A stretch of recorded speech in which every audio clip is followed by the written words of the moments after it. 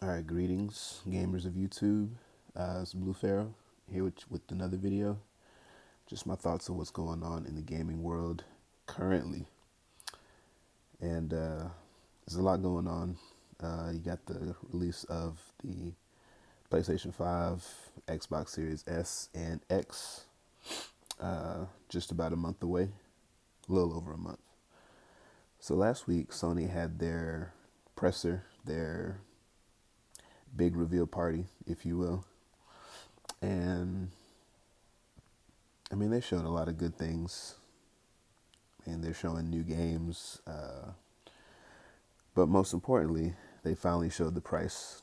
So PS5 is going to go for the discless option will be $399, $400, and the one with the optical disc will be 500 or 499. The same as the Series X. So, you know, they said the pre-orders would go up soon, which was actually a lie because pre-orders went up really as the thing was finishing. And by the time a lot of people figured that out, it sold out. So, yeah, if you wanted to pre-order a PS4, it's going to be a little bit more difficult now. Excuse me, PS5, my bad. Uh, but they are getting more allotments that seemingly happen at random. I don't know. The PS5 pre-order scenario is crazy. Microsoft, on the other hand, they sent out a picture, an infographic, if you will, explaining when and where at what retailers you could pre-order their console. I think that actually starts today at 8 Pacific. But what I really wanted to talk about was Sony. Sony's dishonesty. Not that they came out and lied, but they had several chances to tell the world, their consumers, what they were doing, and they didn't. They allowed the information to come out in the fine print and then had to retract some statements. So earlier this summer, Sony went on record by saying, "We believe in console generations." That is a direct quote. So that statement, to me, I interpret that as, well, you're going to have things that run on this hardware, and then there will be things that cannot run on this hardware. If you want the thing that cannot run on the current hardware, you have to get the new hardware. I mean, and there's nothing wrong with that, except when that's not really what you're doing.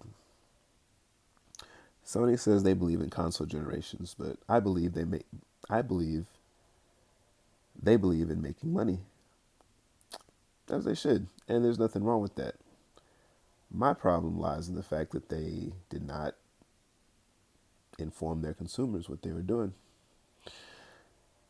So this is all surrounding like two games that will be cross-generational for PlayStation 4 and PlayStation 5, namely the Spider-Man Miles Morales game and the sequel to Horizon Zero Dawn.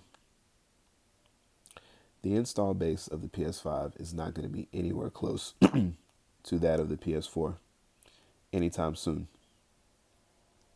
Sony knows this, and they know that Spider-Man is a beloved franchise, and Spider-Man's going to move units. So instead of making Spider-Man exclusive to the PS5, they're also going to release a PS4 version. Now, this should have sparked some outrage because when Xbox said that that's what they were doing, that they wanted their new games to work across their families of consoles. It was like, oh, well, the old the old Xbox One is gonna hold them back and yada yada yada, this, that, and the third. But it's like they were transparent.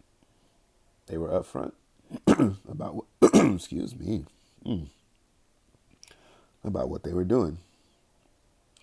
Sony, on the other hand, was just like, yeah, we'll let Microsoft take all the heat and we'll just slide it in there that that's what we're doing. Like I'm saying, it's not that they just outright lied, but it's like they lied from omission. They didn't tell the truth. So anyway, that's what's going on with Sony. And I just can't help but feeling like it's history repeating itself. When the Xbox One was about to come out, Microsoft was making all these claims, DRM, your system's going to have to be connected to the internet all the time. It's going to check to see if you own the game, blah, blah, blah. And Microsoft had to walk all that back. And it potentially cost them the generation. And so Sony is kind of engaging in the same thing this time. And we'll see. It's a little bit different now, though, because you don't just buy the box. You enter into a network of services and games. But excuse me, I don't know much about Sony's forward compatibility either. So Microsoft, on the other hand, just yesterday bought Bethesda. If I had a sound machine, it'd say, they walked up to Bethesda and for $7.6 billion said, we're going to buy your company and all its subsidiaries. So Elder Scrolls, all those games, Doom, Prey, it's a lot. And so what this potentially means is that Sony could be locked out of those games. Sony, for a lot of people, is the single player RPG machine. Multiplayer and multi-platform games,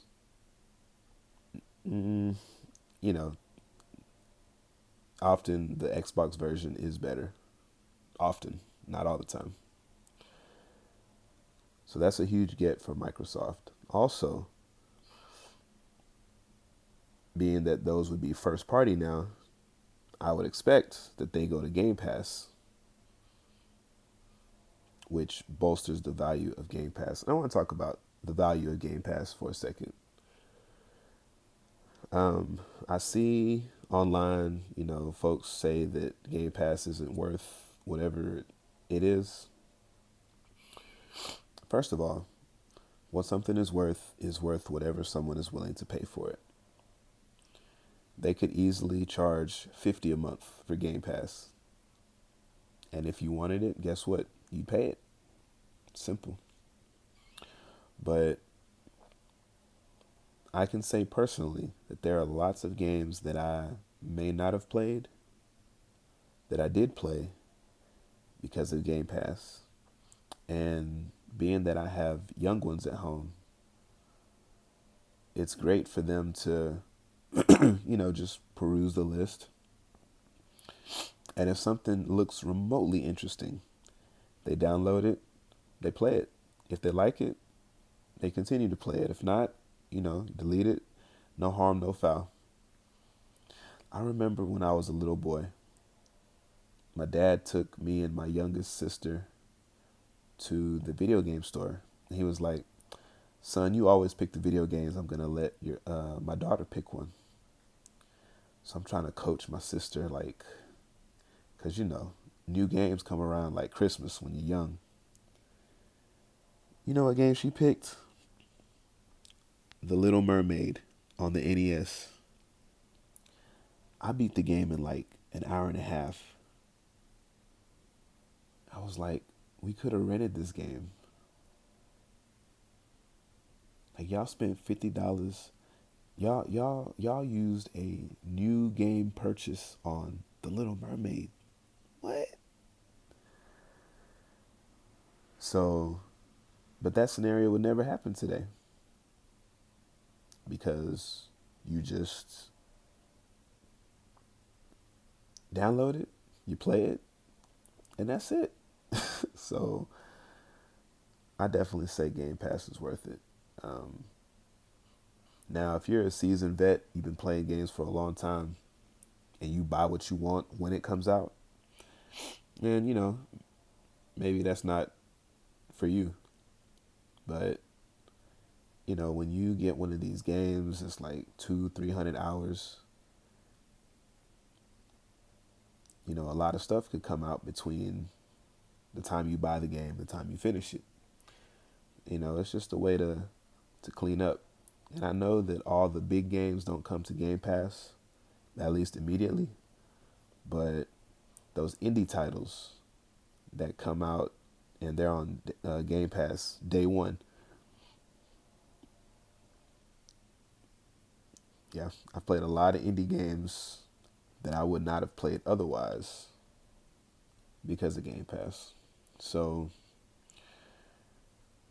that about sums up what I'm thinking about in the gaming world right now. Uh, Nintendo's been kind of quiet, so I'm expecting them to come out with some news soon. Word on the street is the new Smash character is on the horizon. They said the ads went up in Japan, so probably be hearing about that in the next couple days or weeks. Anyway, it's Blue Pharaoh signing out, and I'll catch you on the next one. Deuces.